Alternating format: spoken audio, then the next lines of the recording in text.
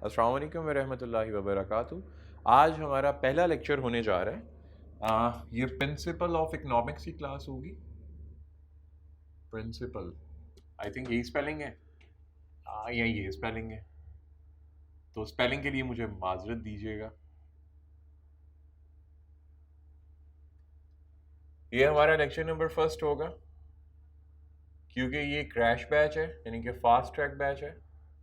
तो इसमें ये अज्यूम किया जा रहा है कि आप लोगों ने पहले इसको स्टडी किया होगा। अगर तो आप में से कोई भी स्टूडेंट जो फर्स्ट टाइम इकोनॉमिक्स पढ़ रहा है, ये बैच उसके लिए कतई नहीं होगा। ये उन स्टूडेंट्स के लिए होगा कि उन्होंने पहले इकोनॉमिक्स को पढ़ा हुआ है, उन्होंने पेपर अटैम्प्ट किया, लेकिन वो पेपर को पास आउट नहीं कर सके, और उसके बाद उनका सेटिस्फेक्शन लेवल वो नहीं है कि बग़ैर कोचिंग के वो दोबारा पेपर दे सकें। तो ये उन लोगों के लिए स्पेशली डिज़ाइन किया गया इसको। और हमारा तरीकाकार क्या होगा, 1 महीने में इसको ख़त्म करेंगे। 1 महीने का टाइम है, वैसे 1 महीने में नहीं, ये तकरीबन 20 से 22 लेक्चर के दरमियान ख़त्म हो जाएगा इंशाल्लाह, या मैक्सिमम 25 लेक्चर, इससे ज़्यादा नहीं। और उसमें क्या होगा, आप लोगों को पहले ही पता है, मैं यहाँ पे सब्जेक्ट की डिस्कशन तो नहीं करूँगा। मैं यहाँ पे जो अब मेन डिस्कशन करने जा रहा हूँ, जो हमारा पॉइंट ऑफ डिस्कशन है अभी, वो किस चीज़ के बारे में, कि हम लोग इस सेशन को लेके कैसे चलेंगे। सबसे पहले अगर हम देखें तो हमारे सामने माइक्रो इकोनॉमिक्स आती है, और माइक्रो इकोनॉमिक्स में जो हमारे पास कोर एरियाज हैं, वो चैप्टर नंबर 1 से लेकर चैप्टर नंबर 4 तक होगा। और जिसका कोई ग्रिड मेरा ख्याल है कि 40 मार्क्स का है, या 40 टू 50 मार्क्स का ग्रिड है इसका, मेरा ख्याल है ऐसा कुछ, एग्जैक्ट मुझे नहीं पता, ऐसा ही है। अब इसमें होगा क्या, आज के जो लेक्चर होगा उसमें हम चैप्टर नंबर 1 से स्टार्ट करेंगे, और कल हमारा चैप्टर नंबर 1 ख़त्म हो जाएगा, और इंशाल्लाह हम चैप्टर नंबर 2 को, यानी कि अगर आज 10 तारीख़ है तो 10 से 11, 2 दिन में हम चैप्टर नंबर 10 अगस्त और 11 अगस्त में चैप्टर नंबर 1 को ख़त्म कर चुके होंगे, जिसमें से तकरीबन 10 मार्क से लेकर तकरीबन 16 मार्क का पेपर आता है तकरीबन, जो कि पिछले अटैम्प्ट्स हुई हैं। अच्छा, नंबर 1, एक तो मैं आपको जो इसमें मटेरियल प्रोवाइड करूंगा, हमने कौन सी बुक को फॉलो करना है, हम आई कैप की स्टडी टेक्स्ट को फॉलो करेंगे। आई कैप की स्टडी टेक्स्ट को फॉलो करेंगे, फिर उसके बाद टेक्स्ट, नॉट टेस्ट। फिर उसके बाद मैं आपको असाइनमेंट्स दूंगा। अगर आप हमारे ऑनलाइन के स्टूडेंट हैं तो वो असाइनमेंट्स आपके पोर्टल पे अवेलेबल होंगी, और हर असाइनमेंट में तकरीबन 80 के करीब MCQs होंगे। तकरीबन 80 के करीब एवरेज आउट कर लें तो 80 के करीब हर चैप्टर के MCQs बनेंगे। चैप्टर नंबर 1 के मेरा ख्याल है कि 120 MCQs हैं। फिर उसके बाद आपका एक हफ्ते में 2 टेस्ट हुआ करेंगे, आपके एक वीक में 2 टेस्ट हुआ करेंगे। और इसी तरह जिस दिन चैप्टर ख़त्म होगा, वेरी नेक्स्ट डे उसका मैं टेस्ट कंडक्ट कर लिया करूँगा, और जो ऑनलाइन वाले स्टूडेंट होंगे उनको भी टेस्ट पोर्टल पे मिल जाया करेगा, और उनसे वहीं पे मार्किंग स्कीम भी मैं शेयर कर दिया करूँगा, और हम उस टेस्ट की डिस्कशन अपनी क्लास में भी कर लिया करेंगे, और आपके वो पोर्टल पे भी अवेलेबल हो जाया करेगी टेस्ट डिस्कशन। कोशिश ये है हमारी कि हर चैप्टर को, टोटल हमारे पास 13 चैप्टर्स हैं, तो हर चैप्टर को हम 2 डेज़ में कवर करने की कोशिश करें, क्योंकि इसमें से कई चैप्टर्स ऐसे होंगे जिनके ऊपर मैं 4 डेज़ भी लगाऊंगा, जैसा कि चैप्टर नंबर 4 है। अगर मैं इसकी बात करूं, माइक्रो इकोनॉमिक्स का जो चैप्टर नंबर 4 है, इसको हम 4 डेज़ में कवर करेंगे। और कई ऐसे चैप्टर्स होंगे, जैसा चैप्टर नंबर 2 और 3, ये एक एक दिन में हो जाएंगे। चैप्टर नंबर 2, चैप्टर नंबर 3, ये एक एक दिन में हमारे ख़त्म होते जाएंगे। फॉलो हमने स्टडी टेक्स्ट को करना है, उसके बाद हमारी MCQs की असाइनमेंट होंगी, हमारे टेस्ट होंगे, फिर उसके बाद हम जाके सेशन एंड पे, जब हमारा ये ख़त्म हो रहा होगा, हम एक मॉक कंडक्ट करेंगे, बल्कि हो सकता है 2 मॉक्स को कंडक्ट किया जाए। मॉक 1 हो जाए या 2 हो जाए, वो मैं अपनी स्केड्यूल के मुताबिक देख लूँगा। फिर उसके बाद क्या करना है हमने, उससे पहले इन MCQs के साथ साथ मैंने एक असाइनमेंट बनाई है, जिसमें माइक्रो के जो पास पेपर के क्वेश्चंस हैं। पास पेपर कौन से, जो हमारे पास कैफ में आए थे, क्योंकि पहले इकोनॉमिक्स कैफ में हुआ करता था, कैफ 2 होता था, उसके क्वेश्चंस जो होंगे मैंने उनको कंपाइल करके माइक्रो की असाइनमेंट बनाई है। और खाली मैंने आई कैप को फॉलो नहीं किया था, उसमें आई कैप के भी क्वेश्चंस उसमें अवेलेबल हैं। फिर उसके साथ साथ उसमें एक और बॉडी है, मेरा ख्याल है उसका नाम यहाँ पे लिखना कोई मुनासिब नहीं है, उसके भी क्वेश्चंस अवेलेबल होंगे। यानी कि 2 बॉडीज़ के प्रॉपर मैंने पास पेपर से क्वेश्चन कंपाइल किए वहाँ पे। और मज़े की बात ये हुई कि लास्ट अटेम्प्ट में तकरीबन 20 के करीब क्वेश्चंस उसमें से आ गए। टोटल 50 क्वेश्चंस आपको आएंगे, आपको पहले ही पता है क्रैश बैच वालों को जो स्टूडेंट हैं, तकरीबन 20 के करीब क्वेश्चंस उसमें से आ गए। मुझे नहीं पता, लकीली फॉर्चुनेटली आप कह सकते हैं, इस दफ़ा आएंगे नो आइडिया। हम लोग कॉन्सेप्चुअली पूरा लेके चलेंगे इंशाल्लाह। फिर उसके बाद हम क्या कर रहे होंगे, एक तो हमारे पास पास पेपर हो गए जिसको माइक्रो की असाइनमेंट हो गई जिसके मेरा ख्याल है कोई 180 के करीब MCQs है। फिर उसके बाद इसी तरह मैक्रो की इंडिपेंडेंट असाइनमेंट्स इसी तरह आपको मिलती रहेंगी हर चैप्टर वाइज। लेकिन उसके साथ साथ एक मैक्रो की मैंने एक और असाइनमेंट भी बनाई है जिसमें 186 MCQs माइक्रो में और 248 MCQs आई थिंक, अगर मैं गलत नहीं हूं तो माइक्रो की असाइनमेंट में। मैं आपको यहाँ पे स्क्रीन पे दिखा भी रहूँगा, अगर आप कहें तो मैं आपको झलकियाँ उसकी दिखा भी देता हूँ। झलकियाँ मतलब स्क्रीन थोड़े से हाईलाइट्स दिखाता हूँ, जो एरिया मैंने वहाँ पे आप लोगों से शेयर किया हम उसको कर कैसे रहे होंगे। मैं आपको एक पूरे का पूरा एक ओवरव्यू देने जा रहा हूँ कि हम लोग इसको फॉलो कैसे करेंगे। सबसे पहले देखा जाए तो मैं माइक्रो में आपको जैसे लेके चलता हूँ, तो ये आप देख रहे होंगे आप अपनी स्क्रीन पे ये जितनी भी PDF की फाइल्स हैं, और इसको बनाया मैंने कैसे है। या जैसे कि ये मैं एक डिमांड की एक असाइनमेंट ओपन कर देता हूँ, ये आपके पोर्टल पे भी अवेलेबल होगी और जो हमारे फिजिकल के स्टूडेंट हैं उनको यहाँ पे बाहर मिल रही होगी। ये क्वेश्चंस हैं आपके सामने, ऐसे ही आपको मिल जाएंगे ये चैप्टर नंबर 2 के। इसके आंसर्स भी आपको अवेलेबल होंगे, ये इसके आंसर्स भी आपको अवेलेबल होंगे।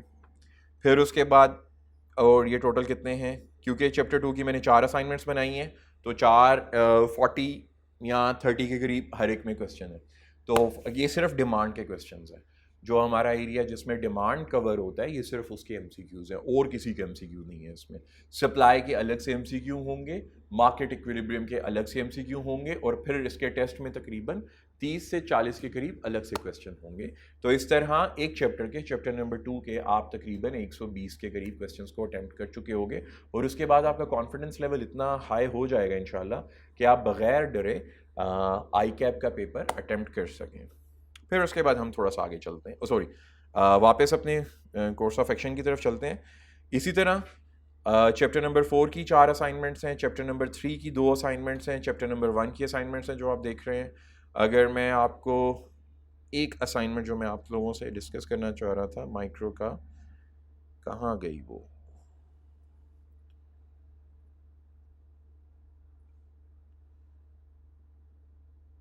फिर इसी तरह मैं फिल इन द ब्लैंक्स भी आप लोगों से शेयर करूंगा। Fill in the blanks, wait a second, ये आ गई, ये देखिएगा। फिर इसी तरह ये असाइनमेंट है, ये असाइनमेंट सभी पास पेपर्स थे कि इसके पास पेपर से जो मैंने आपको कह दिया कि 2 बॉडीज़ हैं, एक पाकिस्तान की बॉडी है और एक इंडिया की बॉडी है, उन दोनों से मैंने लिए गए और मैं आपको रेलेवेंस बता रहा हूँ।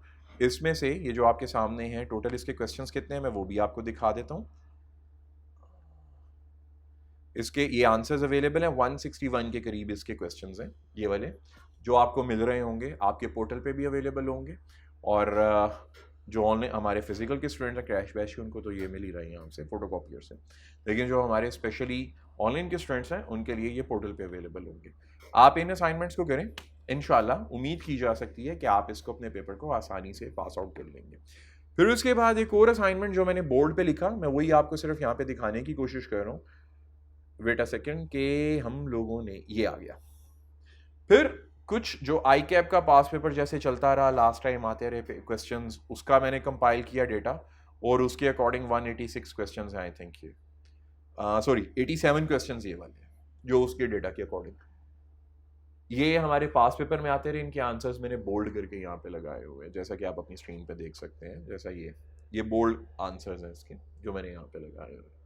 फिर आपको इंशाल्लाह एक क्रैश टेस्ट भी मिल जाएगा, क्रैश टेस्ट कह रहा हूँ, मॉक टेस्ट भी मिल जाएगा आपको, और आसानी से हम इस काबिल हो पाएंगे कि अपने इस सिलेबस को टाइमली मैनर में कवर करके और आप लोग सितंबर अटेम्प्ट में अपेयर हो सकें। इसका मतलब आज जितनी भी डिस्कशन होनी है यहाँ पे इस एरिया में, वो हम लोग कर तो रहे होंगे अपने इकोनॉमिक्स के लिए, लेकिन वो सितंबर अटेम्प्ट होने जाएगी। हम लोग सितंबर अटेम्प्ट के लिए पढ़ रहे हैं, और सितंबर अटेम्प्ट कोई ज़्यादा दूर की नहीं, 2022 की, यानी कि अगले महीने आज से तकरीबन कोई आप कह सकते हैं तकरीबन 37 डेज के बाद। After 37 days you will be able to be appeared in ICAP। तो आप लोग बेफिक्र हो जाए और अपने आप को अपेयर करवाने के लिए ताज़ा दम हो जाए। तो स्टार्ट करते हैं बुक से। बुक से क्या स्टार्ट करना है, आप लोगों को पहली बुक बड़ी ज़्यादा आती है, ये आपके पास अवेलेबल होगा। इस लेक्चर को मैं यूट्यूब पे भी दे दूंगा। तो मैं इस डिस्कशन को यहाँ से रिमूव कर रहा हूँ और अब हम फॉलो करने लगे हैं अपने चैप्टर नंबर 1 को और जंप मार रहे हैं चैप्टर नंबर 1 पे कॉन्सेप्चुअली कि चैप्टर नंबर 1 है किस चीज़ के बारे में। चैप्टर नंबर 1 को अगर मैं फास्ट ट्रैक में लेके चलूँ तो सबसे पहले चैप्टर नंबर 1 फॉलो करता है यहाँ समराइज करता है अपने आप में माइक्रो इकोनॉमिक्स को। अब ये माइक्रो इकोनॉमिक्स क्या चीज़ है? माइक्रो इकोनॉमिक्स, आज मेरे स्पेलिंग्स को पता नहीं क्या हुआ है। अच्छा जी, माइक्रो इकोनॉमिक्स क्या चीज़ है? सिंपल, आपने अपने दिमाग में एक चीज़ को याद रखना है। माइक्रो इकोनॉमिक्स का क्या मतलब है? माइक्रो इकोनॉमिक्स एक ऐसी साइंस है, एक ऐसी साइंस है जो सोशली किसी इंसान के, जो सोशली किसी इंडिविजुअल के, इंडिविजुअल के बिहेवियर को एनालाइज करती है। अच्छा जी सर, ये बिहेवियर का मतलब होता है कि हम लोग अपने रिश्तेदारों से कैसे मिलते हैं, हम लोग स्कूल में कैसे बिहेव करते हैं, अपने पेरेंट्स के साथ कैसे बिहेव करते हैं। क्या आप इसकी बात कर रहे हैं? नहीं, इसकी बात कतई नहीं कर रहा। ये कौन सा बिहेवियर है? ये बिहेवियर है कि अगर मेरे पास इनकम है, अगर मेरे पास पैसे हैं, या तो मैं सैलरीड पर्सन हूं, या मैं कौन सा पर्सन हूं, या मैं कोई बिजनेसमैन हूं, या मैं कोई बिजनेसमैन हूं और मुझे प्रॉफिट होता है कंपनी से या अपने कारोबार से। जब मुझे प्रॉफिट मिलता है, मुझे मंथली इनकम मिलती है, मुझे सैलरी, तो मैं उनको खर्च कहाँ पे करता हूँ, कैसे खर्च करता हूँ, मैं कितनी डिमांड करता हूँ, मैं कंजम्पशन कितनी करता हूँ, क्या मैं अपनी सारी की सारी इनकम 100% कंज्यूम कर जाता हूँ, या मैं कुछ पोर्शन 20% 30% सेविंग भी करता हूं। अब जिस चीज को मैं डिमांड करूंगा तो मैं तो कंज्यूमर हूं, मैंने तो डिमांड करना है। मेरे पास 10,000 रुपए है, मैंने महीने का कुछ ना कुछ तो डिमांड करना है।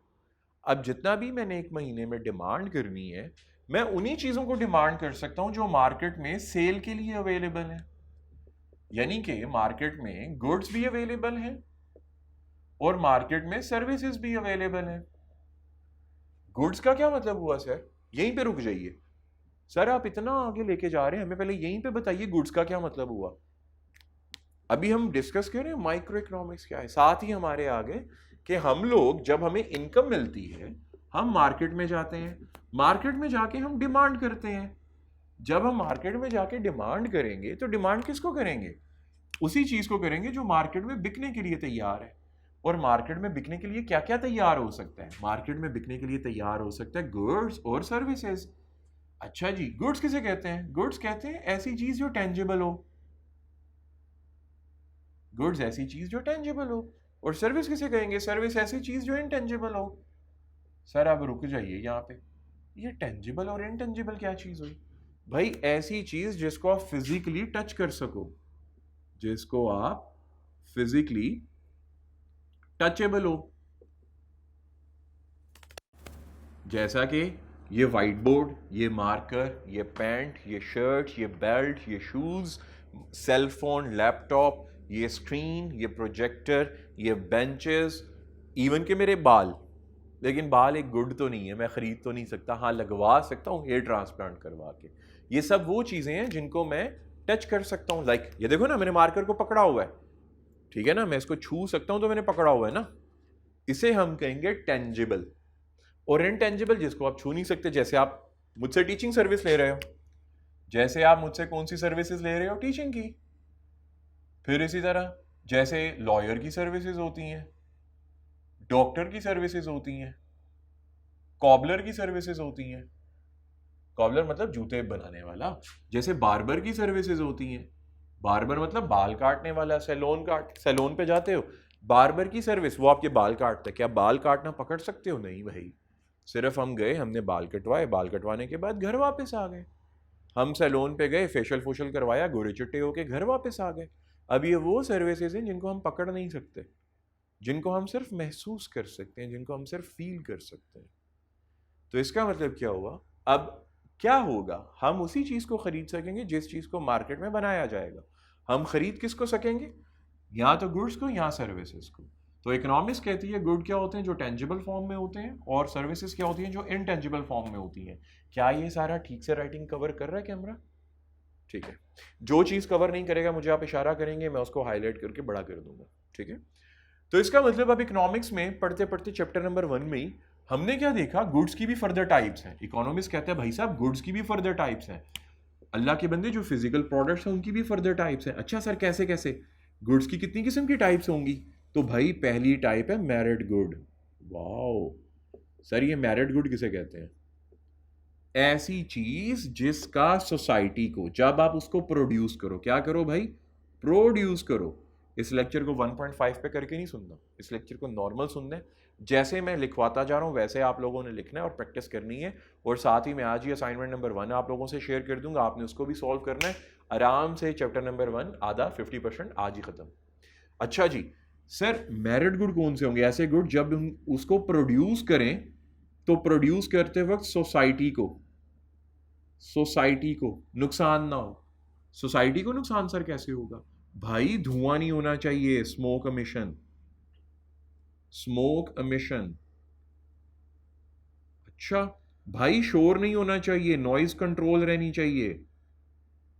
ऐसी प्रोडक्ट जिसको मैं बना रहा हूं ना तो उससे कोई स्मोक निकल रहा है जो हमारे इन्वायरमेंट को खराब करेगा, ना ही उससे क्या हो रहा है ढक ढक ढक ढक ढक जोर से आवाजें आ रही हैं, नॉइज पोल्यूशन हो रही है कि इर्द गिर्द की सोसाइटी खराब हो रही है। वाह, ये तो अच्छी बात है। नंबर 2, एक, प्रोड्यूस करते वक्त सोसाइटी को कोई प्रॉब्लम ना आए, सोसाइटी को पॉजिटिव एक्सटर्नैलिटी मिले, पॉजिटिव एक्सटर्नैलिटी मिले। ऐसी चीज जिसको प्रोड्यूस करते वक्त सोसाइटी को फायदा हो, नुकसान ना हो, उसे हम क्या कहते हैं? Positive externality. उसे हम क्या कहेंगे भाई बच्चों? उसे हम कहेंगे पॉजिटिव एक्सटर्नैलिटी। पॉजिटिव एक्सटर्नैलिटी क्या हुआ? अगर मैं किसी चीज को प्रोड्यूस कर रहा हूं तो उससे धुआं नहीं हो रहा। अगर धुआं होगा तो स्मोक एमिशन करेगा जिससे पोल्यूशन होगी। और कौन सी पोल्यूशन होगी? जिससे एयर पोल्यूशन होगी। ठीक है। फिर नॉइज कंट्रोल रहनी चाहिए ताकि नॉइज पोल्यूशन भी ना हो सके, ताकि इंसानी सेहत पे इसके मुज़र असरात, ये वाले मुज़र असरात ना पड़े, उसको हम कहेंगे positive externality. Number 2, married good की एक और भी खासियत है, हर वो चीज़ मैरिड गुड कहला सकती है। भाई कौन सी? हर वो चीज़ मैरिड गुड कहला सकती है भाई कौन सी? जिसके इस्तेमाल से, जिसकी कंजम्पशन से, जिसके इस्तेमाल से और जिसकी कंजम्पशन से आपको भी फायदा हो। किसको फायदा हो? मुझे भी फायदा हो। कैसे फायदा होगा? मेरी सेहत, जो मेरी हेल्थ है उसको डिटीरियोरेट नहीं करे, मेरी हेल्थ को डिटीरियोरेट नहीं करे। वाओ। नंबर 2, मुझे किसी भी किस्म का लॉस या हार्म ना पहुंचाए, तो वो चीज़ क्या कहलाएगी? Married good. मैरिड गुड में इन दो चीज़ों की खसूसियत का होना ज़रूरी है। ठीक हो गया सर। उसके बाद कौन सा गुड होता है सर? इसी के साथ डीमैरिड गुड। डीमैरिड गुड का मतलब क्या हुआ? इसी को वॉइस वर्सा कर दो। अगर आप प्रोड्यूस कर रहे हो तो उसकी नेगेटिव एक्सटर्नैलिटी होगी।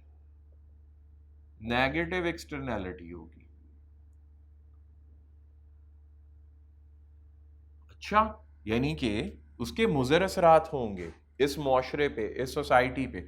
और नंबर 2 क्या होगा? नंबर 2 ये होगा कि जब आप कंज्यूम करेंगे उसको तो आपकी हेल्थ भी डिटीरियोरेट करेगा, हेल्थ डिटीरियोरेशन होगी। ये तो कमाल नहीं हो गया फिर?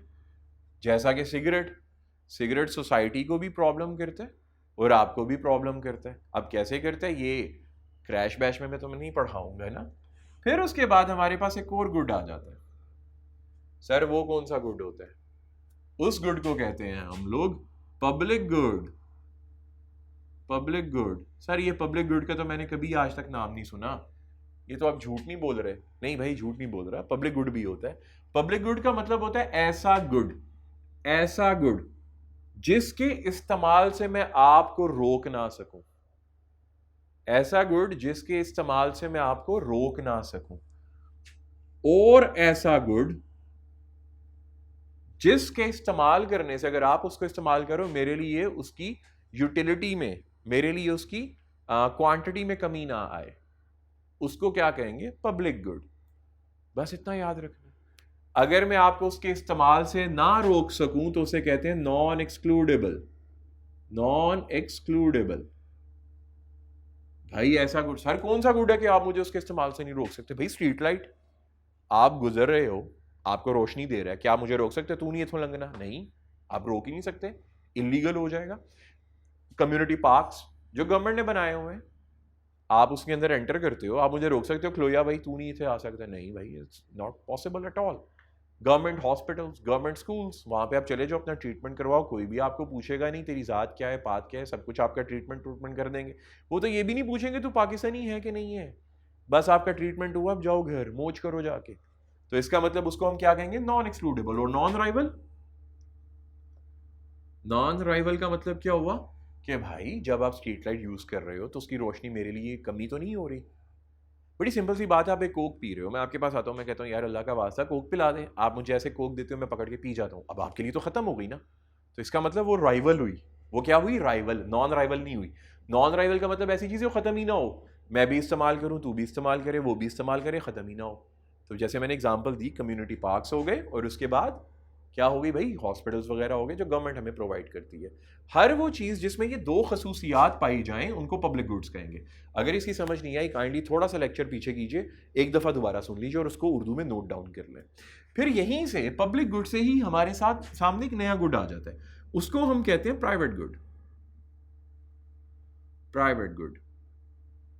सर ये प्राइवेट गुड क्या होते हैं? ओ भाई बड़ी आसान सी चीज़ है, पब्लिक गुड का उल्टा कर दो, उसको प्राइवेट गुड कहेंगे। मतलब ये एक्सक्लूडेबल होते हैं, ऐसी चीज जिसके इस्तेमाल से मैं अगर इस्तेमाल करूं तो मैं आपको रोक सकता हूं। मेरा पर्सनल घर, आप मेरे घर में घुस ही नहीं सकते। मेरी पर्सनल कार, मेरी पर्सनल बाइक, मेरी पर्सनल साइकिल, मेरा पर्सनल बैग, मेरा पर्सनल फोन, आप उसको हाथ मेरी इजाजत के बगैर लगा ही नहीं सकते। मैं आपको उसको इस्तेमाल करने से रोक सकता हूं, उसको एक्सक्लूडेबल कहेंगे। नंबर 2, नॉन राइवल नहीं, राइवल। अगर मेरे घर में मेरा फोन आप यूज करोगे तो मेरे लिए तो यूज नहीं रहेगा, आप ही यूज कर रहे हो उसको। मेरी कोल्ड ड्रिंक आप पी जाओ, मेरा खाना आप खा जाओ, मेरा बैग आप यूज करो, मेरे लिए उसकी एफिशिएंसी, उसकी अवेलेबिलिटी कम होती जाएगी। तो उसे हम क्या कहेंगे? राइवल। तो इसका मतलब क्या हुआ? जिस गुड में दोनों खसूसियात पाई जाए, वो एक्सक्लूडेबिलिटी भी रखता हो, वो राइवलरस भी हो, उसको हम प्राइवेट गुड कहेंगे। अब यहीं से एक नया गुड बन गया भाई साहब, उसको क्या कहेंगे? Club good. सर अल्लाह का वास्ता बस कर दें, कितने गुड बनाने हैं भाई? ये गुड मैंने नहीं बनाए, ये इकोनॉमिस्ट ने बनाए हुए हैं, और ये सारे आपको आने चाहिए क्योंकि ये टेस्ट हो सकते हैं। अच्छा सर चलें मान लेते हैं आपकी बात। सर क्लब गुड क्या होगा? क्लब गुड ऐसा गुड होगा जो क्या हो? नॉन राइवल और एक्सक्लूडेबल। सर ये क्या बात हुई? ऐसा कौन सा गुड है जिसके इस्तेमाल से आप मुझे रोक सकते हैं, लेकिन अगर मैं उसको इस्तेमाल करूं तो वो खत्म नहीं होगा? नॉन राइवल का यही मतलब है ना, अगर आपके इस्तेमाल से मेरे लिए खत्म ना हो। तो भाई इसकी एग्जांपल है डेवो। डेवो बस होती है ना, DAEWO। आप डेवो की सीट ले लो, टिकट ले लो, तो उस सीट और उस टिकट की हद तक वो क्या होगी? एक्सक्लूडेबल। आप मुझे रोक सकते हो, भाईजान मेरी सीट उठे, मैंने इस्तेमाल करनी है, लेकिन उस बस की हद तक राइवलरस है, नॉन राइवलरस है। मैं उस बस में एंटर कर सकता हूँ, मैं आपके साथ वाली सीट खरीद सकता हूँ, मेरी वो साथ वाली सीट लेने से आपके लिए वो बस कमी वाकया नहीं होगी। तो इस तरह हमारे सामने ये गुड्स आए जिनको हमने क्या नाम दिया? फर्स्ट पे merit good, demerit good, public good, private good और क्लब गुड। तो देखा जाए तो हमारे इर्द गिर्द जितने भी गुड्स हैं, इन्हीं इन्हीं किस्म के साथ बिलोंग कर रहे होते हैं, इन्हीं चीज़ों में इन्वॉल्व होते हैं। तो हम इनको मार्केट से कंज्यूम कर सकते हैं, खरीद सकते हैं, बिल्कुल खरीद सकते हैं सर। सर इसके अलावा भी कोई गुड होते हैं? बिल्कुल होते हैं। इसके अलावा 2 गुड होते हैं सर। कौन? एक नॉर्मल गुड। सर ये नॉर्मल गुड कौन सा गुड होता है? सर ऐसा गुड जो बिल्कुल नॉर्मल हालत में पाया जाए, जो ना खराब हो, ना फटा हुआ हो, ना टूटा हुआ हो, ना कोई डैमेज हो, क्या उसको हम कहेंगे? नहीं नहीं नहीं, उसको नहीं कहेंगे। नॉर्मल गुड भाई ऐसा गुड होता है अगर मेरे पास पैसा ज्यादा आएगा। क्या आएगा? पैसा ज्यादा आएगा, मेरी जेब में पैसे ज्यादा हो जाएंगे, मेरी जेब में पैसे मनी अगर ज्यादा हो जाए, अगर मेरी इनकम बढ़ जाए, तो भाई हर वो चीज नॉर्मल गुड हो जाएगी जिसको मैं कंज्यूम ज्यादा करूंगा। जैसा कि मेरे पास सैमसंग का मोबाइल फोन होता है, 10,000 का लिया मैंने, मेरी सैलरी बढ़ गई, मैंने भाई साहब सैमसंग का नया मॉडल ले लिया 15,000 वाला। तो वो जो सैमसंग का नया मॉडल होगा ना, जिसको मैंने 15,000 वाले पे लिया, 15,000 का लिया, और कब लिया? जब मेरी सैलरी बढ़ी। चोरी तो नहीं ना करनी मैंने, अपनी अम्मा अब्बा से पैसे तो नहीं मांगने के, तक अब्बा मेहरबानी आपकी दी पैसे, मैंने मोबाइल लेने, ऐसा कुछ नहीं। पहले मेरी इनकम बढ़े, मेरी सैलरी बढ़े, फिर मैं वो चीज़ खरीदूँ, क्योंकि पहले मेरी सैलरी कम थी, मेरे पास पैसे नहीं थे। अब मेरी सैलरी बढ़ी, मेरे पास पैसे ज़्यादा आ गए, तो अब मैं उसको जाके खरीदूंगा, क्योंकि उसकी प्राइस ज़्यादा थी ना। लेकिन अब मेरी औकात भी तो बढ़ गई है, अब मैं भी तो खरीद सकता हूँ ना, मेरे अंदर फाइनेंशियल एबिलिटी बढ़ गई। तो जिस प्रोडक्ट को फाइनेंशियल एबिलिटी बढ़ने के बाद खरीदूं, क्योंकि पहले उसके पैसे ज़्यादा लग रहे थे, वो मेरे लिए नॉर्मल गुड होगा। अच्छा, और इसी के साथ एक छोटा भाई आ जाता है जिसको कहते हैं inferior good. Inferior good, sir ये कौन सा गुड होगा? भाई ऐसा गुड अगर आपके पास पैसे, अगर आपके पास इनकम ज्यादा हो गई, पैसे आपके पास ज्यादा आ गए, तो आपने उसको कंज्यूम करना छोड़ दिया। सर ये कौन सा गुड हुआ कि मेरे पास पैसे ज्यादा है, मैं अब उसको कंज्यूम नहीं करूंगा? भाई सैमसंग का मोबाइल था ना 10,000 वाला, आप तो नहीं ना वो खरीदोगे, अब नया मॉडल महंगे वाला खरीदोगे। देखो ना, मेरे पास साइकिल होती है, मैं मजे से चलाता हूँ, मेरी सैलरी बढ़ जाती है, अब मैं बाइक ले लेता हूँ, तो जिस दिन मेरी सैलरी बढ़ने से मैं बाइक लूंगा ना, वो साइकिल मेरे लिए इन्फीरियर हो जाएगी।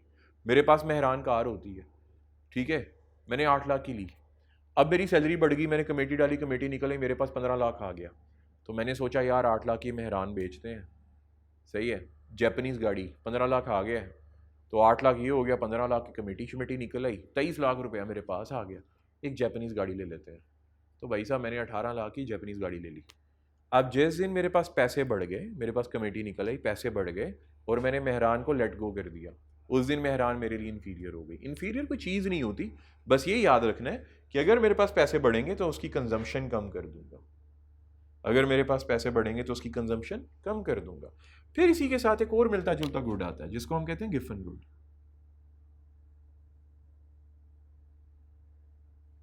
ये गिफन गुड क्या हुआ? भाई ऐसा गुड जिसको हम नेसेसिटी ऑफ लाइफ कहेंगे, बस इतना याद रखना, नेसेसिटी ऑफ लाइफ कहेंगे। भाई जिसके बगैर जिंदगी ना गुजारी जा सके, आटा, दालें, सब्जियां, इन सब को हम गिफन गुड कह रहे हैं। इसका इनकम से कोई ताल्लुक नहीं होता, आपके पास पैसे ज्यादा हो या आपके पास पैसे कम हो, आपने तो कंज्यूम करना है, इसका तो कोई डायरेक्ट रिलेशनशिप नहीं है इनकम के साथ। भाई आपके पास पैसे नहीं भी हैं तो आप अपने रिश्तेदारों से भी मांग लोगे, तानू अल्लाह दा वास्ता दे दियो, भुखियां तो नहीं ना मरना, ये वाली सारी फीलिंग्स आएंगी ना, तो उसको हम क्या कहेंगे? Giffen goods. बस आपने इतना याद रखना है। आपकी बुक में आईकैप स्टडी टेक्स्ट में एक और भी चीज लिखी हुई है जिसको सुपीरियर गुड्स का नाम दिया गया। कौन आ रहा है? ये कैमरा बंद करके पूछ रहे हैं उनसे। फिर उसके बाद हमारे पास आ रहे सुपीरियर। तो भाई सुपीरियर गुड वैसे कोई चीज नहीं होती, सिर्फ किताबी हद तक एक बात है, ऐसी गुड जो लग्जरी हो। सर ये लग्जरी क्या होती है? भाई लग्जरी, सुपीरियर और नॉर्मल एक ही चीज के दो नाम है, सुपीरियर और नॉर्मल एक ही चीज के दो नाम है इन अ ब्रॉडर पर्सपेक्टिव। हर वो चीज जो बहुत महंगी हो, जो ब्रांडेड हो, उसको हम सुपीरियर गुड कहेंगे, बस इतना याद रखना है, इससे ज्यादा कोई चीज याद नहीं रखनी। उम्मीद है आप लोगों ने ये साथ साथ नोट किया होगा। फिर वही बात थी, हम क्या पढ़ रहे थे? माइक्रो इकोनॉमिक्स के। भाई हम इंडिविजुअल का बिहेवियर आइडेंटिफाई करेंगे, कैसे करेंगे? उसके पास पैसे आते हैं तो वो इनमें से कौन से गुड खरीदेगा। अच्छा जी, सर इनमें से हो सकता है वो ये वाला गुड खरीद ले, नॉर्मल गुड खरीद ले, पैसे ज्यादा आ गए, और अगर पैसे कम हो गए बेचारे के तो वो इन्फीरियर गुड खरीदेगा। अब इन्फीरियर गुड कुछ भी हो सकता है, जो रोजमर्रा जिंदगी गुजारने में कपड़ों की टाइप हो सकती हैं। अगर ब्रांडेड क्लॉथ खरीदता है तो वो सुपीरियर गुड है। अगर वो नॉर्मल से क्लॉथ खरीदता है, मेरी तरह किसी दुकान पे जाते 400-500 की टी शर्ट उठा के ले जाता है, तो वो हो सकता है इन्फीरियर हो, क्योंकि भाई मेरी इनकम कम है ना, तो मैं ये खरीदूंगा, और अगर मेरी इनकम बढ़ना शुरू हो जाए तो मैं 800 वाली टी शर्ट ले लूंगा, हो सकता है वो नॉर्मल हो। तो इस तरह हम बाइफरकेट करते जाएंगे, अलग अलग करते जाएंगे। यहीं से एक और बात आ गई, सर आपने यहाँ पे ना एक वर्ड लिखा हुआ है कि अगर इनकम होगी या सैलरी मिल जाए तो बंदा डिमांड करता है। डिमांड किनकी करेगा? इनकी करेगा। अच्छा, तो इसकी टाइप की गुड्स यहाँ पे अवेलेबल है। सर आपने एक और भी बात लिखी हुई है। क्या लिखी हुई है बच्चे? सर सेल की, कि अगर चीजें सेल के लिए मार्केट में अवेलेबल होंगी, इसका मतलब क्या हुआ? सेल के लिए कौन अवेलेबल करेगा? भाई प्रोड्यूसर। प्रोड्यूसर कौन होगा? जो इन चीजों को मैन्युफैक्चर करेगा। तो यहीं से चैप्टर 1 हमें कहता है चीजों को मैन्युफैक्चर करने के लिए हमें क्या चाहिए होते हैं? हमें फैक्टर्स ऑफ प्रोडक्शन चाहिए होते हैं। हमें फैक्टर्स ऑफ प्रोडक्शन चाहिए होते हैं। सर ये फैक्टर ऑफ प्रोडक्शन क्या होते हैं? भाई देखो, कानून कहता है, इकोनॉमिक्स का कानून कहता है हमें 4 चीजें चाहिए। कितनी चीजें? 4 चीजें चाहिए। कौन कौन सी? लैंड, लेबर, कैपिटल और एंटरप्राइज। ये हमें 4 चीजें चाहिए किसी भी चीज को प्रोड्यूस करने के लिए। खा वो ये हो, खा वो मैरिड गुड हो, डीमैरिड गुड हो, पब्लिक गुड हो, प्राइवेट हो, क्लब हो, इनको जब हमने प्रोड्यूस करना है तो प्रोड्यूस करने के लिए हमें ये 4 चीजें चाहिए किसी भी प्रोड्यूसर को। अब अपने आप को ना प्रोड्यूसर बना लो कि भाई मैं तो एक प्रोड्यूसर हूं, मैंने तो चीजें मैन्युफैक्चर करनी है, चीजें मैन्युफैक्चर करके मैंने मार्केट में भेजनी है। मार्केट में जब जाएंगी तो ही कंज्यूमर खरीदेगा ना, तो ही कंजम्पशन कर पाएगा ना। तो भाई अगर मैंने 4 चीजें, कोई भी चीज बनानी, कोई भी गुड बनाना है, कोई भी सर्विस रेंडर करनी है, तो उसके लिए मुझे ये 4 चीजें चाहिए। सर ठीक है, लैंड कहां से मिलेगी? सर वो वाली लैंड जो गली मोहल्लों में होती है, जो गांव में होती है, जिसके ऊपर खेती बाड़ी करते हैं। नहीं नहीं नहीं, इकोनॉमिक्स क्या कहती है? इकोनॉमिक्स कहती है हर वो चीज जो नेचुरल रिसोर्स हो, जो नेचुरल रिसोर्स हो, उसको हम लैंड कहेंगे। नेचुरल रिसोर्स क्या हो सकता है? सर रिवर हो सकता है,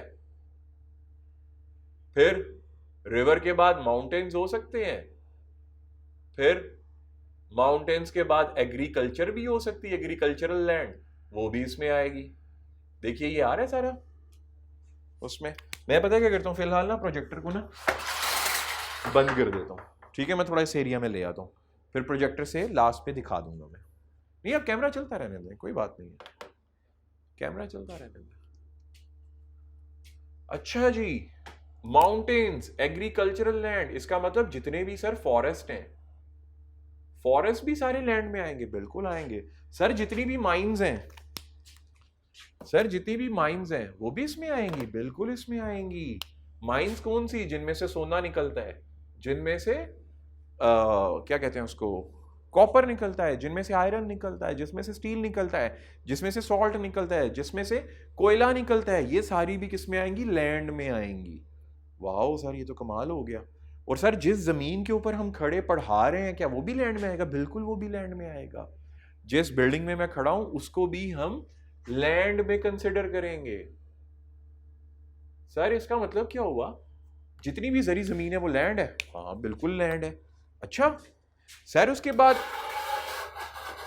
अगर मैं समंदर से मछली पकड़ूं, सर क्या वो भी लैंड है? हाँ भाई वो भी लैंड है। सर ये क्या बात हुई? भाई देखो, समंदर एक नेचुरल रिसोर्स है, उसके अंदर से जो भी निकलेगा हम उसको लैंड कंसिडर करेंगे। लैंड के साथ साथ यहीं से हमारे पास एक नई चीज बन गई, हम उसको कंपनीज का रॉ मटेरियल भी कंसिडर करेंगे। कैसे? मैं एक ना रेस्टोरेंट में खाना खाने गया यार, एक तो मैंने इस कैमरे में मोटा बड़ा नजर आता हूं, ऐसा ही है यूट्यूब पे मेरा ऐसे पेट निकला हुआ होता है। चलें, मैंने एक रेस्टोरेंट में खाना खाने गया, मैंने कहा भाई साहब ये चौधरी मछली वाला, सरदार मछली वाला रेस्टोरेंट है, मुझे मज़े की मछली खिलाओ। तो वो कहता है ठीक है सर बैठे। अच्छा क्या वो मछली समंदर से पकड़ के लाएगा मेरे मुंह में डाल देगा ना, वो मछली को पकड़ेगा, उसको मैरिनेट, उसको पहले साफ करेगा। हमने क्या कहा, लैंड से हमें क्या मिलता है, रॉ मटेरियल। लैंड से हमें क्या मिलता है, रॉ मटेरियल। उसको समंदर से पकड़ेगा, पकड़ने के बाद उसको क्या करेगा, बेहतरीन सफाई, हिलाल करेगा, हिलाल तो वो वैसे ही हो जाती है, उसकी सफाई करेगा। सफाई करने के बाद उसको टकशक लगाएगा, फिर उसके अंदर मैरिनेट करेगा मसाले को, फिर मज़े से कढ़ाई में डालेगा, ऐसे शूं करके जाएगी तेल के अंदर। फिर भाई साहब तेल से बुलबुले निकलेंगे, ऐसे कड़कड़ की आवाज़ें आएंगी और मेरे मुंह में पानी आ रहा होगा, मैं क्योंकि भूख लगी हुई है ना, मैं होटल में गया हूँ खाना खाने। फिर वो क्या करेगा, मछली को बाहर निकालेगा, साथ 2 रोटियां रखेगा, चटनी रखेगा, सलाद रखेगा और मेरे सामने से ट्रे में दे देगा। वाओ, मतलब क्या हुआ, पहले क्या था, लैंड से निकला रॉ मटेरियल। रॉ मटेरियल के ऊपर उस होटल वाले ने क्या किया, रॉ मटेरियल के ऊपर उस होटल वाले ने एक शेफ को हायर किया हुआ था, मछली पकड़ने वाला, फिशरमैन, फिशरमैन, एक शेफ। अच्छा ये क्या कर रहे थे, ये बना रहे थे, रॉ मटेरियल को कन्वर्ट कर रहे थे। क्या कर रहे थे, कन्वर्ट कर रहे थे। भाई किसमें कन्वर्ट कर रहे थे, फिनिश गुड में। फिनिश गुड में, फिनिश गुड सर क्या होती है, ऐसी चीज जो आप फाइनली खाओ। रॉ मटेरियल को आप कन्वर्ट करो और फिर उसको खा लो। अच्छा देखो ये मैंने शर्ट पहनी हुई है ना, ये शर्ट मार्केट में ऐसे तो नहीं मिलती ना, पैकिंग में मिलती है। उससे पहले देखो तो कपड़ा होता है, कपड़े से पहले धागा होता है, धागे से पहले कपास होती है। और ये ग्रीन कलर की कपास तो होती नहीं, इसका मतलब इसको पेंट किया गया, इसको कलर किया गया, इसको डाई किया गया। तो इसका मतलब क्या हुआ, जो लोग रॉ मटेरियल को कन्वर्ट करते हैं फाइनल प्रोडक्ट में, फाइनल प्रोडक्ट में ये शर्ट है मेरी, सी के कपड़े कपास से धागा बनाया, धागे से रग बनाया, पूरा थान बना लिया, थान से क्या किया भाई साहब, उन्होंने ये कटिंग करके ऐसे स्टिच किया, स्टिच करने के बाद बटन शटन लगा के पैक किया। जो लोग इन सारे प्रोसेस में इन्वॉल्व होते हैं उनको हम क्या कहते हैं, लेबर। उनको हम क्या कहते हैं, लेबर। और इकोनॉमिक्स में कहा जाता है लेबर स्किल्ड भी होती है और लेबर अनस्किल्ड भी होती है। फिर उसके बाद ये कैपिटल क्या हुआ, हर वो चीज जो मैन मेड हो। एक तो नेचुरल रिसोर्स अल्लाह ने बना दिया ना, दूसरा मैन मेड, जैसा कि मशीनें, मशीनें इंसान ने बनाई हुई है ना, जितनी भी मशीन्स हैं जो हम किसी फैक्ट्री में लगाएंगे, फर्नीचर। फिर उसके बाद आपने क्या याद रखना है, कैपिटल चीज क्या होगी, हर वो चीज जो आपके बिजनेस में, जो आपके बिजनेस में, आपके बिजनेस में फर्दर इनकम जनरेट करने के लिए, फर्दर इनकम जनरेट करने के लिए इस्तेमाल हो, जनरेट करने के लिए इस्तेमाल हो, फर्दर इनकम जनरेशन। जैसा कि machines, furniture, supplementary machines, nails, जितनी भी ऐसी, नेल्स का मतलब कील वगैरह, जितनी ऐसी चीजें हैं जो फिनिश प्रोडक्ट के अंदर प्रोसेस करने में काम आए। रॉ मटेरियल लिया, रॉ मटेरियल को फिनिश प्रोडक्ट में कन्वर्ट करने के लिए जो प्रोसेस यूज होगा, सिंपल कपड़ा ले लो ना, आप मार्केट जाते हो वहां से अनसिला हुआ कपड़ा लेके आते हो, अनस्टिच क्लॉथ लेके आते हो, ला के उसको दर्जी को देते हो। दर्जी के पास क्या होता है, एक मशीन होती है सिलाई वाली, वो उसका कैपिटल है। काटने वाली कैंची होती है, वो उसका कैपिटल है। निशान लगाने के लिए उसे ऐसे मार्कर ऐसे रखा होता है, पता नहीं चाक टाइप चीज़ रखी होती है, उसका कैपिटल है। हर वो चीज़ जो मैन मेड होगी और आपके रॉ मटेरियल को फिनिश गुड में कन्वर्ट करने में मदद देगी, और उनके मोटे मोटे नाम यहाँ पे मैंने लिख दिए, उसको हम कैपिटल कहेंगे। अब इंटरप्राइज क्या हुआ, जो इन सारे रिसोर्सेज को इकट्ठा करेगा, जो इन सारे रिसोर्सेज को इकट्ठा करके कंपनी बनाएगा, उस कंपनी को हम, या उस फैक्ट्री को हम, उस फैक्ट्री को हम, या उस फर्म को हम क्या कहेंगे, एंटरप्राइज कहेंगे।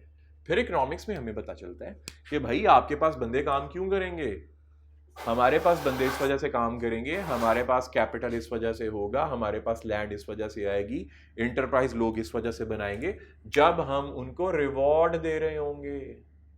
क्या दे रहे होंगे, रिवॉर्ड। रिवॉर्ड का मतलब क्या हुआ, आपने लैंड यूज करनी है ना, जैसे इस बिल्डिंग में खड़े होकर पढ़ा रहा हूं, तो भाई जो इसका मालिक होगा उसको हमने कुछ तो देना है ना, तो लैंड का रिवॉर्ड क्या बना, रेंट। मैं इसकी डिटेल में नहीं जा रहा कि इसको रेंट क्यों कहते हैं, फास्ट ट्रैक है ना यार।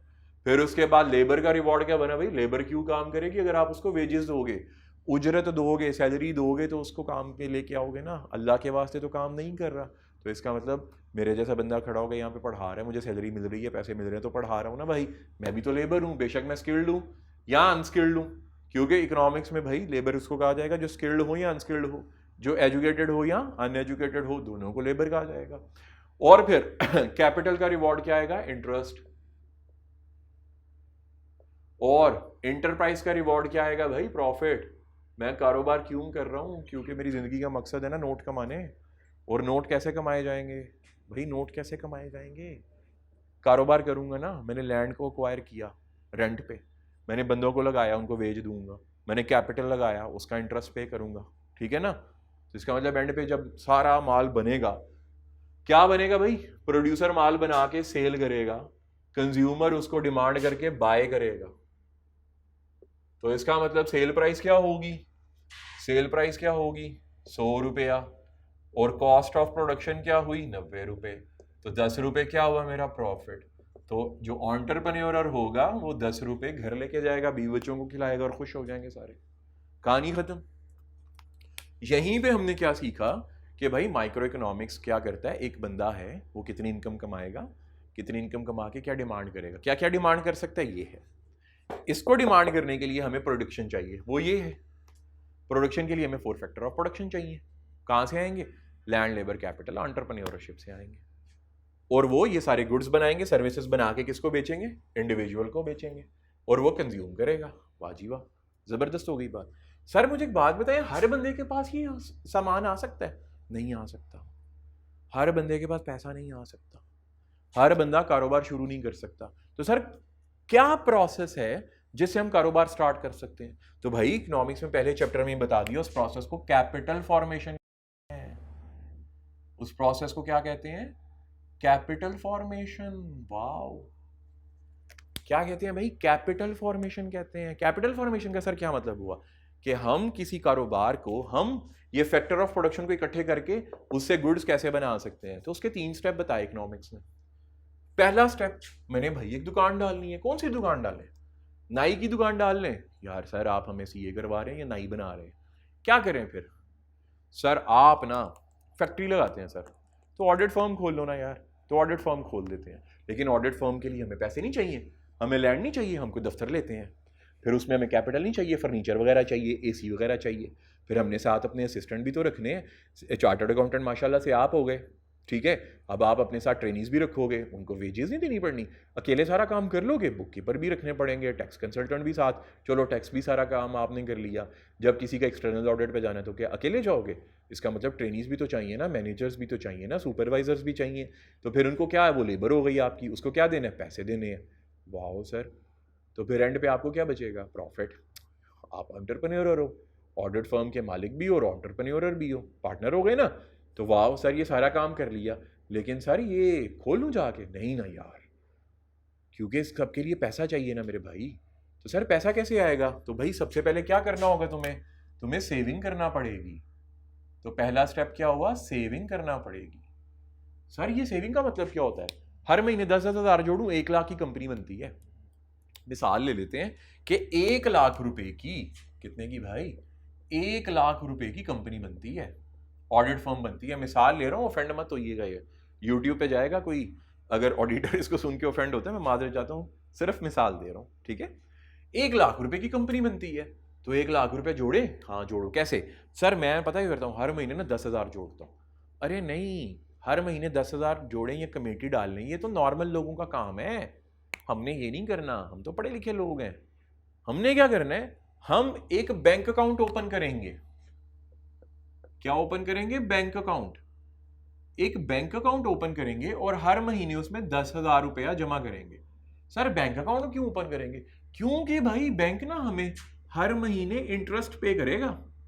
अगर हम बैंक में सेविंग अकाउंट ओपन कर लें तो हमें बैंक हर महीने 10,000 रुपये जो मैंने आज जमा करवाया, महीने बाद उसके ऊपर इंटरेस्ट भी देगा, तो वो मेरी सेविंग में जुड़ जाएगा।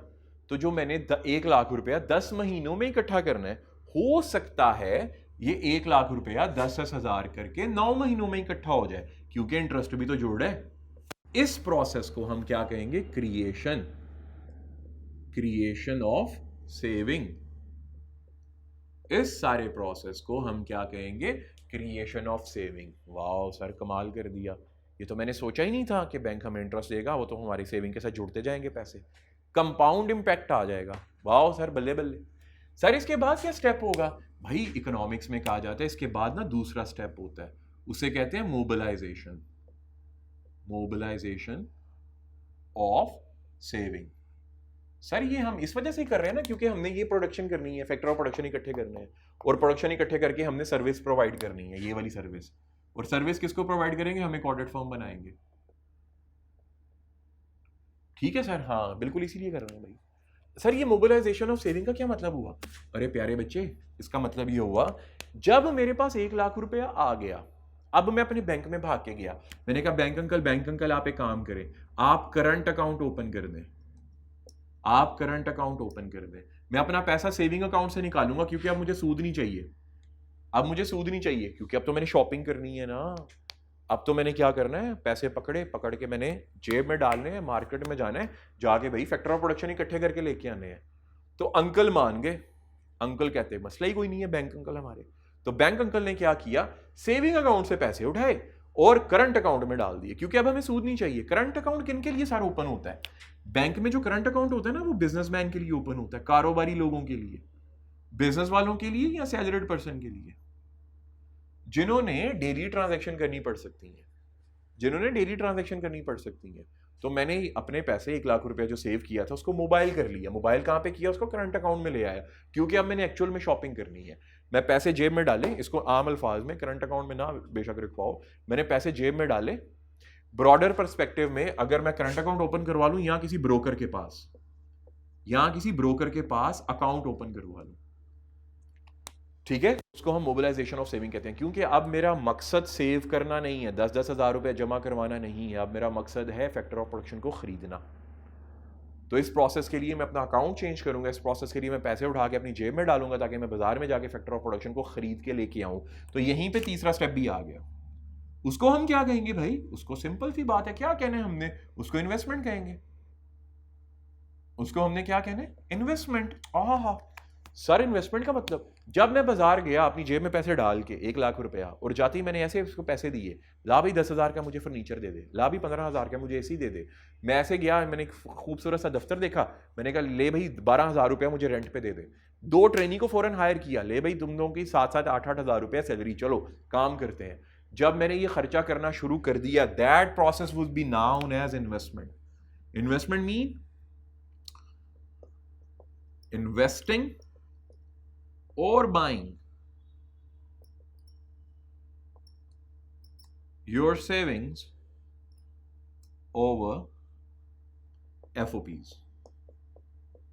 आप जो पैसे लेके फर्म बनाने के लगा रहे हो उसको हम क्या कहेंगे? इन्वेस्टमेंट। अब हमने इन्वेस्टमेंट करना शुरू कर दी, और अब हम क्या कर रहे हैं भाई? सिंपल, अल्लाह अल्लाह खैर सल्ला, चीज़ें लेके खरीद के रख रहे हैं अपने पास। ज़बरदस्त। तो इसका मतलब क्या हुआ? अब हमने इन 3 मेथड से, इन 3 स्टेप को फॉलो करते हुए 1 लाख रुपया लिया और जाके फैक्टर ऑफ प्रोडक्शन इकट्ठे किए और अपनी कंपनी बना ली और ऑडिट फर्म बना ली, और अब हम सर्विसेज देना शुरू हो गए। सर अब क्या करें? हमारे पास पैसे भी आ रहे हैं, कारोबार भी शुरू हो गया, कस्टमर भी हमारे पास आ रहा है। सर ये तो हमने कमाल कर दिया। तो इसका मतलब क्या हुआ? अभी तक हमने क्या सीखा? अभी तक हमने, एक कस्टमर था हमारे पास, इंडिविजुअल बायर था, इंडिविजुअल कंज्यूमर था, वो जब डिमांड करेगा तब हमें चीजों को खरीदना होगा, लेकिन डिमांड वो तब करेगा जब चीजें बिकने के लिए, सेल के लिए मार्केट में अवेलेबल होगी। और कौन सी चीजें अवेलेबल होगी? वो ये सारी हो सकती हैं। जब आपने ये चीजें बनानी है तो आपको फैक्टर्स ऑफ प्रोडक्शन चाहिए, और फैक्टर ऑफ प्रोडक्शन को इकट्ठा करने के लिए आपको कैपिटल फॉर्मेशन चाहिए, और कैपिटल फॉर्मेशन इन 3 स्टेप से आएगी। सर क्या सारी इकोनॉमी जितना आप पढ़ा रहे हैं, क्या हर बंदा ऐसे काम करता है? नहीं यार, देखो इकोनॉमी में क्या होता है, जरा ना मेरे भाई बात गौर से सुनो। कुछ चीजें, कुछ लोग होते हैं इकोनॉमी में ना, 4 किस्म के लोग रहते हैं। अच्छा सर, उनको क्या कहते हैं? उनको कहते हैं इकोनॉमिक एजेंट कहते हैं उनको, AGENT। सर ये वो तो नहीं है जो ISI एजेंट होते हैं, रॉक एजेंट होते हैं, जैसे हमने 007 में देखा? नहीं यार, ये वो नहीं है। ये पता है कौन से एजेंट है? एजेंट किसको कहते हैं? ये वाला एजेंट, ये प्यारा बच्चा, ये जो एजेंट है ना, ये एजेंट उस इंसान को कहते हैं जो डिसीजन मेकिंग करता है। सर अब ये डिसीजन मेकिंग का क्या आपने कट्टा खोल दिया? अरे भाई बात तो सुन, डिसीजन मेकिंग का मतलब क्या होता है? डिसीजन मेकिंग का मतलब है मैंने क्या चीज खरीदनी है, मैंने क्या चीज खरीदनी है, ये डिसीजन मेकिंग है। अच्छा, डिसीजन मेकिंग का एक और भी मतलब है, मैंने प्रोड्यूसर ने क्या चीज बेचनी है। सर जाहिर सी बात है प्रोड्यूसर वही चीज बेचेगा ना जिसमें उसको फायदा ज्यादा होगा। अच्छा जी, तो कंज्यूमर क्या वो चीज खरीदने को तैयार होगा जिसमें इसको प्रोड्यूसर का फायदा ज्यादा हो? प्रोड्यूसर तो कहता है मैं हाई प्राइसेस पे बेचूं, तो कंज्यूमर मान जाएगा अंकल अंकल मैंने खरीदनी है हाई प्राइसेस पे? नहीं मानेगा यार, कतई नहीं मानेगा। कंज्यूमर क्या कहेगा, भाईजान पैसे कट, चीज क्वालिटी च मेयारी ते पैसे कट, वो कंज्यूमर ऐसे कहेगा ना। लेकिन फिर क्या हुआ, इसका मतलब क्या हुआ? सर आपने एक बात कही, अभी अभी आपने दो बातें कह दी। कंज्यूमर क्या फैसला करेगा कि क्या खरीदना है, what to buy, what to buy की खरीदिए। अच्छा, प्रोड्यूसर क्या फैसला करेगा?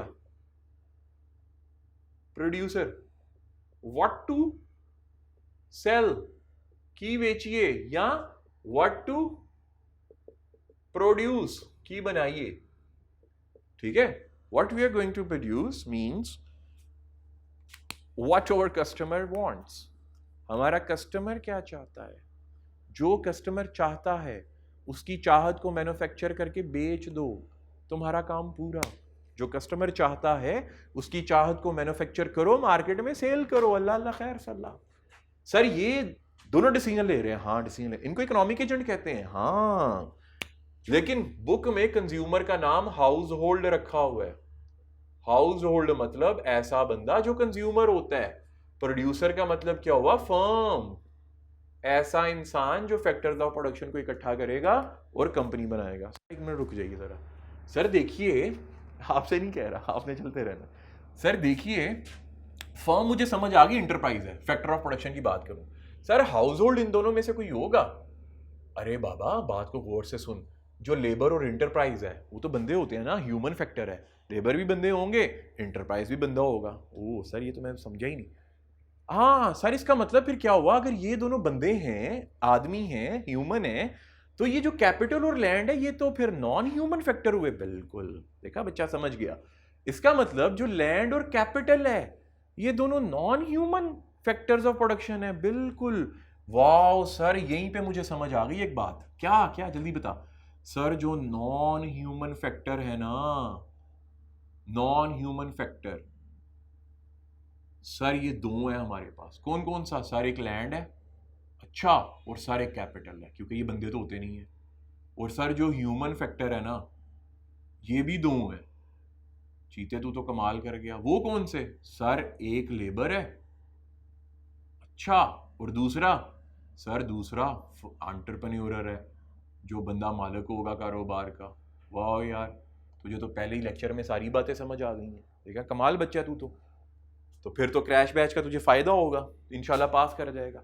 अच्छा सर मैं ना सोच रहा था यहाँ पे जो इकोनॉमिक एजेंट है ना, जो ये फर्म है और हाउस होल्ड है, सर ये दोनों तो ह्यूमन फैक्टर हुए। हाँ शाबाश, कमाल कर दिए तूने। इसका मतलब क्या हुआ, जो एंटरप्रेन्योर है, जो इंसान कारोबारी है, वो फर्म है, और वो डिसीजन मेकिंग करके करेगा भाई क्या बनाए, what to produce, what to sell. और सर हाउस होल्ड, फिर इसका मतलब हाउस होल्ड वो लोग होंगे जो कंज्यूमर होंगे। सर कोई बात नहीं है, खैर हाउस होल्ड वो लोग होंगे जो कंज्यूमर होंगे। बिल्कुल भाई, वही लोग होंगे जो कंज्यूमर होंगे। लेकिन सर कंज्यूमर इनमें से कौन सा होगा? हाँ कंज्यूमर लेबर भी हो सकता है, ये बात याद रखना, कंज्यूमर लेबर भी हो सकता है। जैसा कि मैं यहाँ से पैसे कमाऊंगा, घर जाके खाऊंगा। सर इस तरह तो फिर एंटरप्रेन्योर भी कंज्यूमर हो सकता है, सॉरी हाउस होल्ड हो सकता है। बिल्कुल हो सकता है, जब वो अपने घर पे बैठा हुआ है। देखो ना भाई, वो घर पे तो मालिक नहीं है ना, ठीक है, जो इस इदारे का मालिक है वो तो यहाँ पे मालिक है। वो कहते हैं ना, तू मैनू बाहर लब, तू केड़ा टीचर है, उस्ताद होएगा घर होएगा। सुना हुआ है आपने? ओ भाई साहब आपने सुना हुआ है? क्या कहते हैं, तू पहलवान होएगा घर होएगा, अड्डा तू बाहर मिल।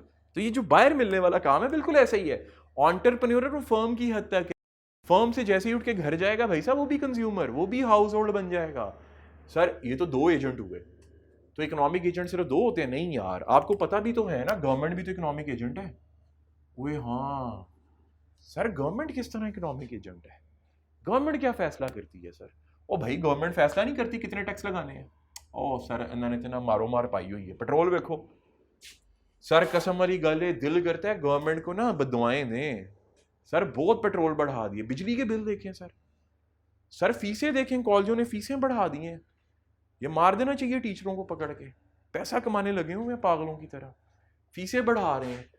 फिर उसके बाद गवर्नमेंट टैक्स लगाती है, फिर क्या करती है गवर्नमेंट, यार गवर्नमेंट ने एजुकेशन पे भी टैक्स लगाया हुआ, खैर उसको जरा छोड़ देते हैं। फिर गवर्नमेंट क्या करती है सर, गवर्नमेंट इंफ्रास्ट्रक्चर भी तो बनाती है,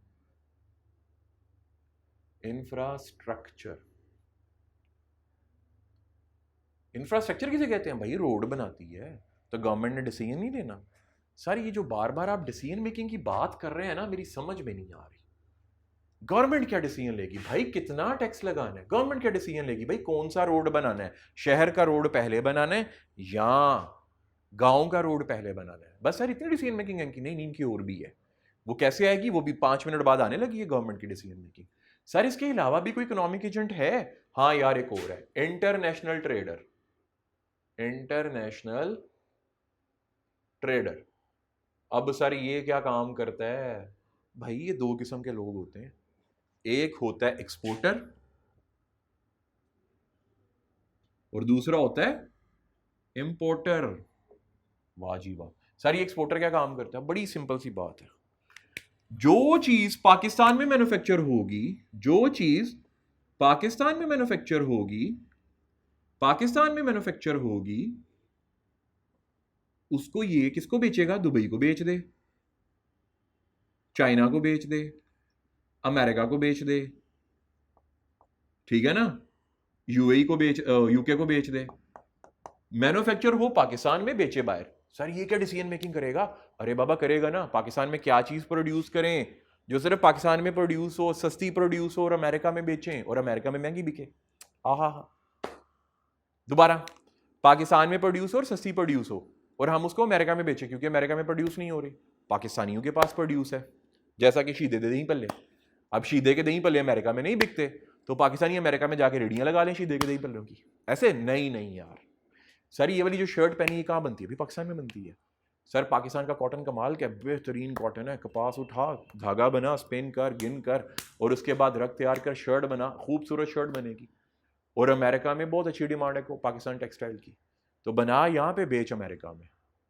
तो ये डिसीजन भी तो लेना है ना, बनाएं क्या बेचें का, बनाएं क्या बेचें कहाँ, बनाएं कितने का बेचें कितने का, बनाएं कितने का बेचें कितने का, ये सारे डिसीजन लेने हैं कि नहीं।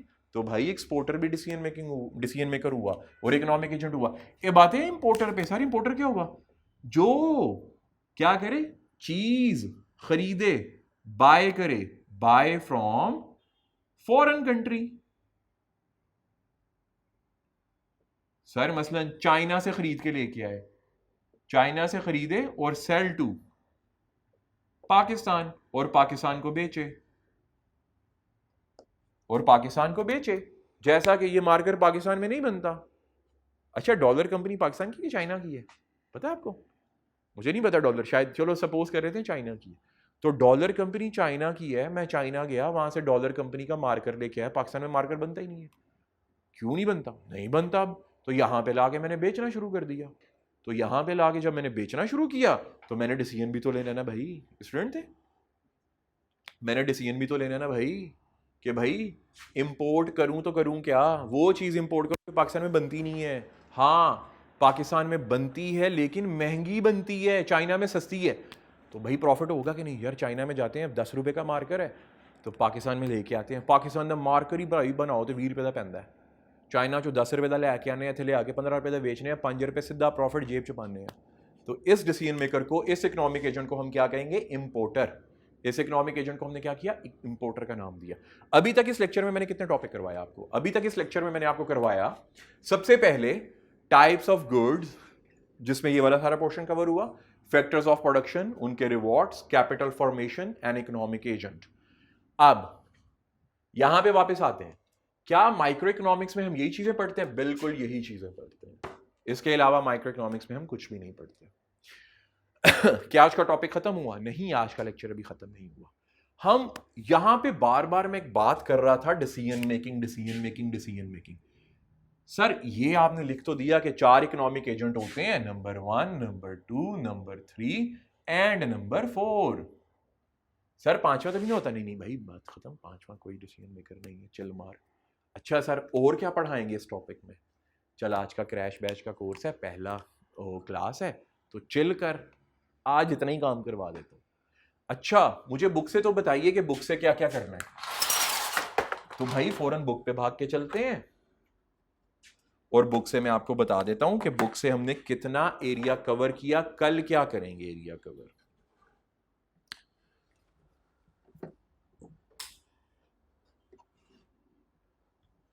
आपको एक और मजे की बात बताऊं, ऑनलाइन वालों, फिजिकल के सारे स्टूडेंट छुट्टी पे हैं। कैसी मजे की बात है। ये लेक्चर मैंने लेट स्टार्ट किया अपने टाइम से, क्यों स्टार्ट किया, वेट कर रहा था भाई साहब लोगों का। और मजे की बात है, पता चला भाई साहब लोग सारे आउटसाइडर थे, वो गायब हैं, उनको टिकटें नहीं मिल रही हैं, आए नहीं हुए, कल आएंगे। अब लें जी, जरा ये ऑन हो जाए प्रोजेक्टर, फिर आपको दिखाते हैं। तब तक मैं आपसे यार मुझे चाय पिला दो यार।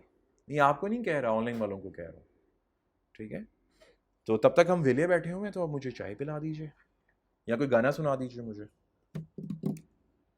उम्मीद करता हूँ आज का लेक्चर ना आपको समझ में आया। मैंने छोटा लेक्चर रख लिया इसी वजह से, क्योंकि एक तो टाइम ओवर हो गया, मैंने आधा घंटा वेट किया, आधे घंटे बाद रिकॉर्डिंग स्टार्ट करी है इस लेक्चर की, आधे घंटे तक मैं वेट करता रहा। कैसा ज़माना आ गया कि उस्ताद वेट कर रहा है, चलो मैं तो उस्ताद नहीं हूँ, पता नहीं क्या हूँ, मैं वेट कर रहा हूँ।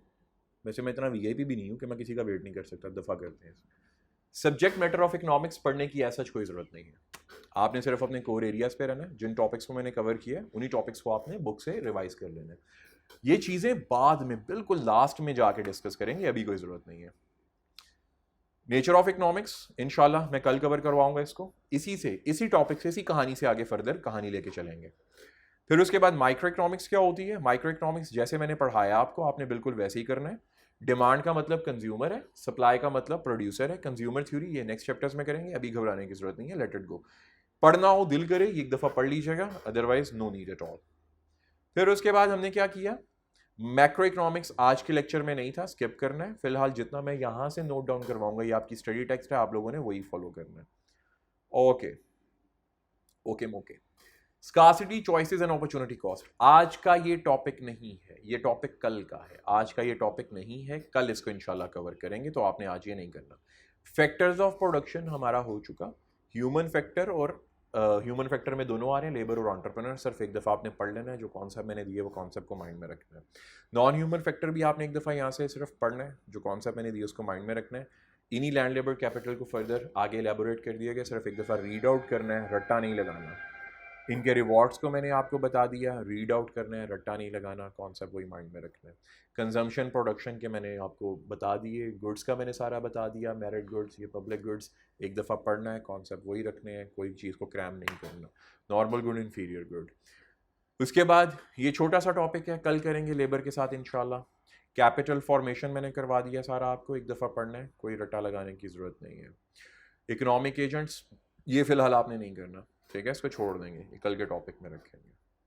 और ये भी कल के टॉपिक में जाएगा। इकोनॉमिक एजेंट्स कहाँ गए हमारे, इकोनॉमिक एजेंट का टॉपिक पता नहीं कहाँ भाग गया, मुझसे स्किप हो गया कहीं पे, कहाँ है कहाँ है कहाँ है। अच्छा इकोनॉमिक एजेंट का टॉपिक पता नहीं मुझसे मिस हो गया कहीं पे, ये आ गया, सॉरी, ये टॉपिक नंबर 4, ये भी आपने सारा करना है।